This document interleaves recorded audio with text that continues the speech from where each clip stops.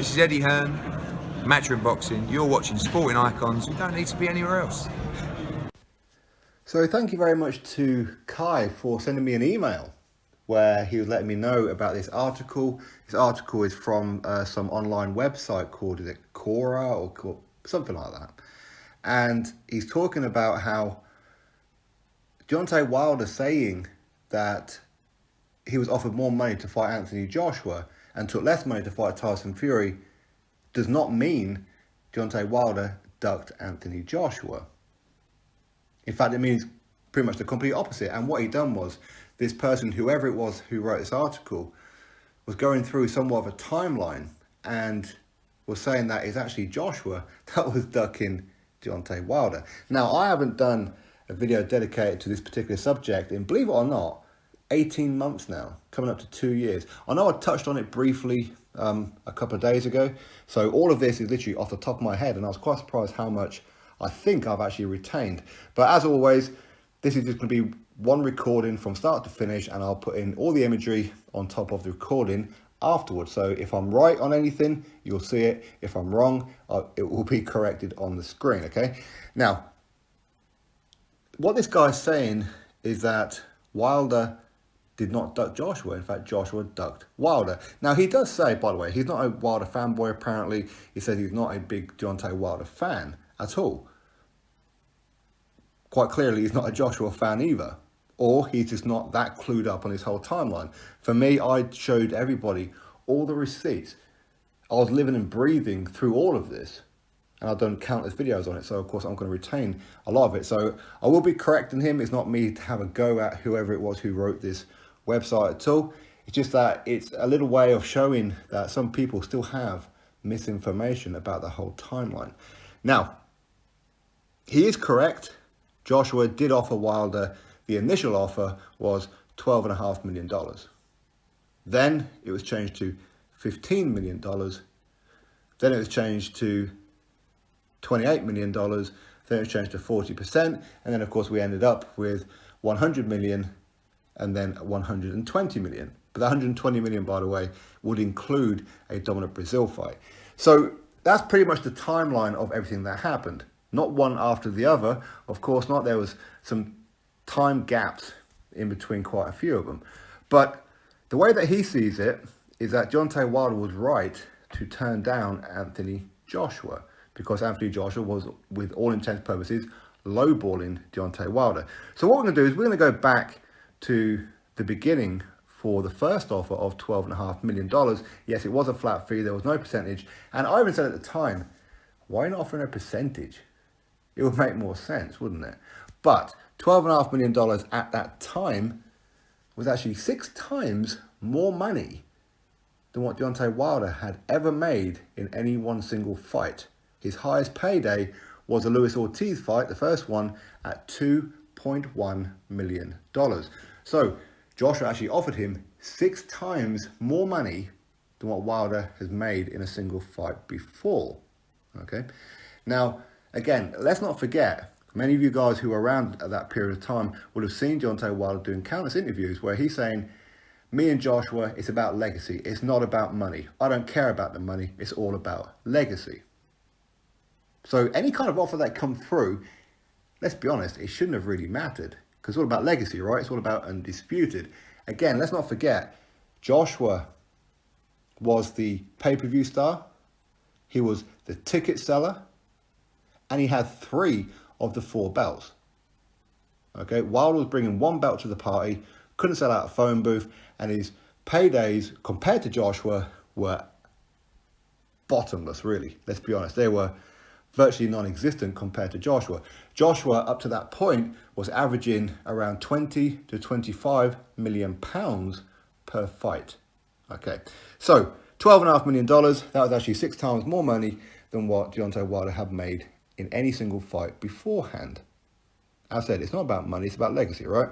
Anyway, Wilder didn't even respond to that. But Joshua, Eddie Hearn, went back with a counter offer of $15 million. Wilder ignored that offer and then did a counter offer on social media, nothing formal, but Wilder, the boxer, not his team, not his representatives, but Wilder himself went on social media, Instagram, telling Joshua $50 million is it's the money that you wanted, the money's in the bag. $50 million. Well, we all know that wasn't coming from Wilder, so why was Wilder making an offer? Wilder's is not allowed to make an offer. That's the first part. That's actually illegality. That's why you've got a management team to do all that for you.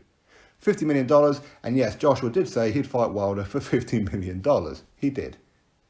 But what he didn't say was, I'll fight you for $50 million, and anything that you want to throw into the contract is perfectly fine. He never said that, did he? So Joshua, Eddie Hearn went back to Wilder and said, $50 million to have a fight? That sounds pretty good. Send us a contract. Let's have a meeting. Team Wilder, Shelly Finkel, refused to give Anthony Joshua, Eddie Hearn, a meeting. They refused to send through a contract. Joshua had to accept $50 million.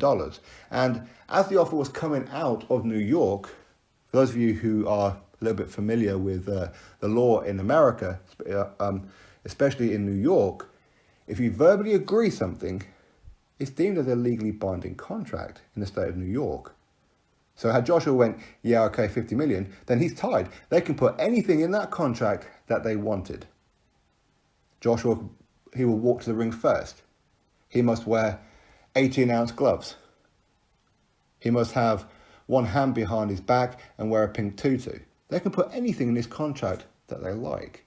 Okay, so they refused the meeting and Joshua had 24 hours to accept it. That was the extent of the offer. As it turned out, because Frank Warren, he decided to pipe up and say that the $50 million was real and blah, blah, blah, then people started going, well, Frank, you've got nothing to do with any of this whatsoever. How would you know that is real? Because Shelly Finkel, Team Wilder, shouldn't even be talking to you about it because it's private. It's a legal matter between the PBC, Wilder's team, Matchroom, Joshua's team. Frank Warren's got nothing to do with you. So how would you know it's real? So he had to back himself up, bearing in mind he's very good friends with Shelly Finkel, by saying, well, I know about this because Shelly Finkel approached me, BT Sport, about potentially putting Joshua vs. Wilder on BT Sport. BT Sport offered the $50 million. In fact, they actually offered $80 million so Joshua can have $30 million for the rematch. If Joshua lost the first fight, of course. But anybody who knows anything about Joshua is he's legally bound to fight on Sky Sports, cannot fight on BT Sport. So that, just that one little bit there, exposed the whole offer as being a fake. We all knew this. You can bet your backside Team Wilder knew about this. Okay, so 50 million, complete waste of time. Again, this guy in the article saying how Joshua ducked $50 million. Get your facts right, man. Please get your facts right, okay? Now, the next one was $15 million. Eventually, Wilder said, okay, fine, let's do that. I'll come to the UK, $15 million, flat fee, blah, blah, blah. Send us through a contract. Eddie Hearn sent through a contract. There was no date and no venue on it.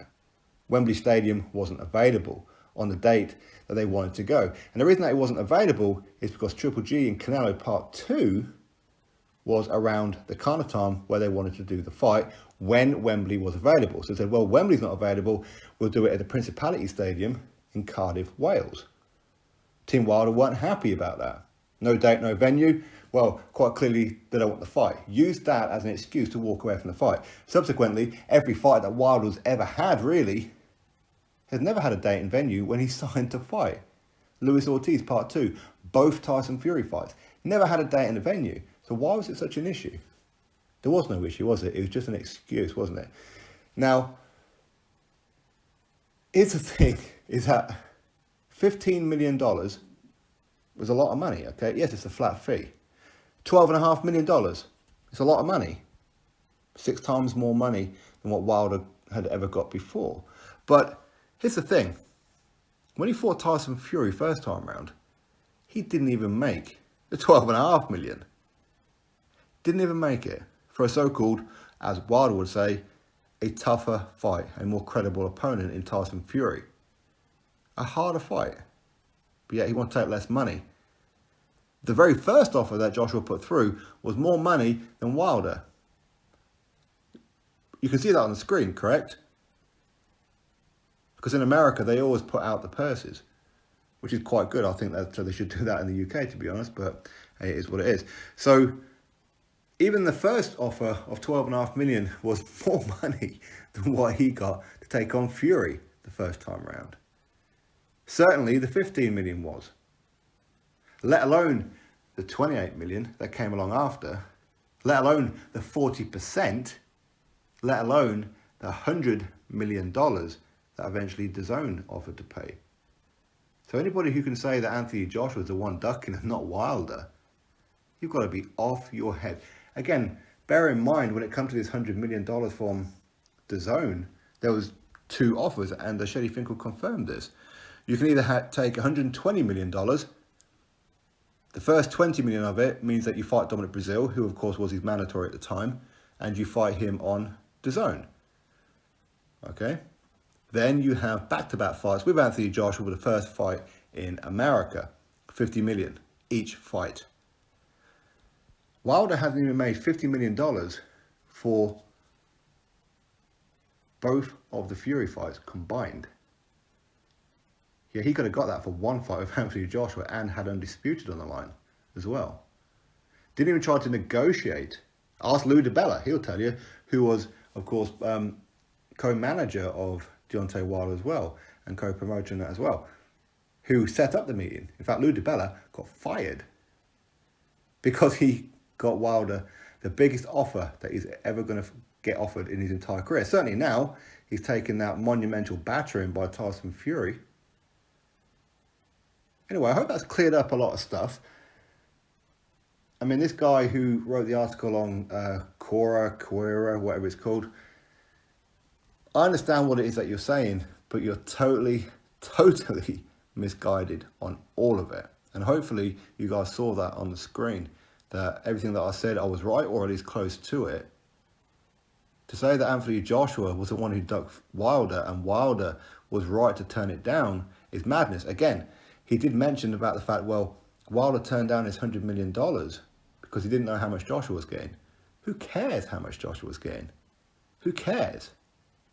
Let's go back to the $50 million in the bag. At that time, that wasn't even double what Anthony Joshua was getting.